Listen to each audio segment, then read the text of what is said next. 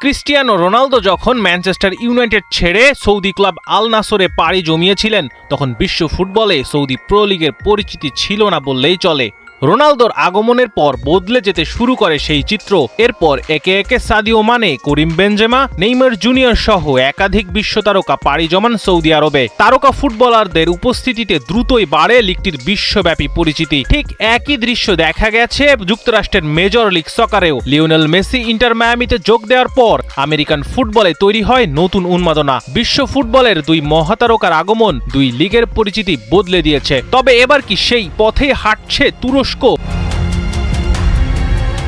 2026 সালের গ্রীষ্মকালীন দলবদল অন্তত সেই সম্ভাবনার ইঙ্গিত দিচ্ছে। আর এই পরিবর্তনের সবচেয়ে বড় নাম মোহামেদ সালাহ। লিভারপুলে 9 বছরের অধ্যায় শেষ করে 34 বছর বয়সে তুর্কি ক্লাব ট্রাবজনস্পোরে যোগ দিয়েছেন মিশরীয় ফরওয়ার্ড। যে বয়সেও তিনি প্রিমিয়ার লিগ কিংবা ইউরোপের শীর্ষ 5 লিগের যে কোনো ক্লাবে খেলার সামর্থ্য রাখেন, সেই সালাহ কেন বেছে নিলেন তুরস্ককে? উত্তরটা পেতে পারেন চুক্তির অঙ্কে। 2 বছরের চুক্তিতে প্রতি মৌসুমে প্রায় 1,70 লাখ ইউরোর গ্যারান্টিযুক্ত প্যাকেজ পেয়েছেন সালাহ। এর সঙ্গে রয়েছে পারফরম্যান্স বোনাস এবং নিজের নামে বিক্রি হওয়া পণ্যের আয়ের অংশ। ট্রাবজনস্পোরের জার্সিতে অভিষেকও হয়ে গেছে সালাহ। আর তার সঙ্গে নতুন করে যোগ হওয়ার পথে আরেক পরিচিত মুখ ফ্যাবিনিও। লিভারপুলে 5 বছর সতীর্থ হিসেবে খেলা দুই তারকা এবার একই ক্লাবের জার্সিতে ফিরতে পারেন একসঙ্গে।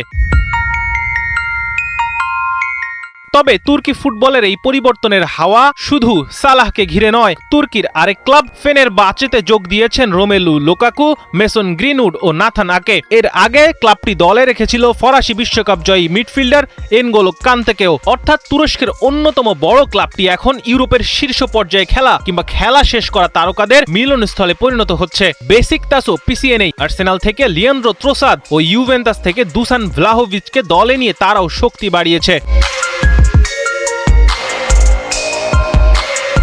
তুর্কির ঐতিহ্যবাহী ক্লাব গ্যালাতাসারায়ের তারকার তালিকাও কম নয়। জার্মানির লেরয় সানে ও ইলকাই গুন্দোয়ানের মতো খেলোয়াড়রা এরই মধ্যে ক্লাবটির জার্সিতে খেলছেন। নাপোলি থেকে যাওয়া ভিক্টর ওসিমেনও গ্যালাতাসারায়ে কাটিয়েছেন দারুণ সময়। 2 মৌসুমে লিগে করেছেন 43 গোল। চলতি মৌসুমের প্রথম ম্যাচেও গোলের দেখা পেয়েছেন এই নাইজেরিয়ান স্ট্রাইকার।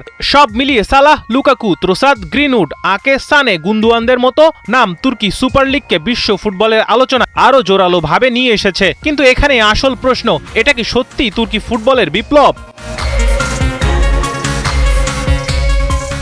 তুরস্কের সুবিধাটা সৌদি আরব বা যুক্তরাষ্ট্রের চেয়ে কিছুটা আলাদা। এখানে আগে থেকে রয়েছে শত বছরের ফুটবল ঐতিহ্য।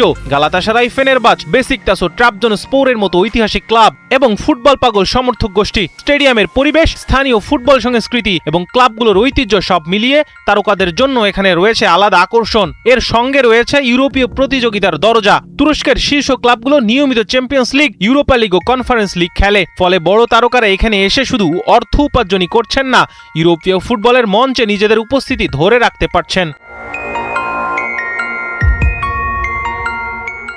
সালাহ ট্রাবজনস্পোরও গত মৌসুমে সুপার লিগে তৃতীয় হয়ে ইউরোপা লিগের প্লে অফে জায়গা করে নিয়েছে। এ ধরনের তারকা নির্ভর দলবদলের মডেল আগে যুক্তরাষ্ট্রের MLS কিংবা কাতারেও দেখা গেছে।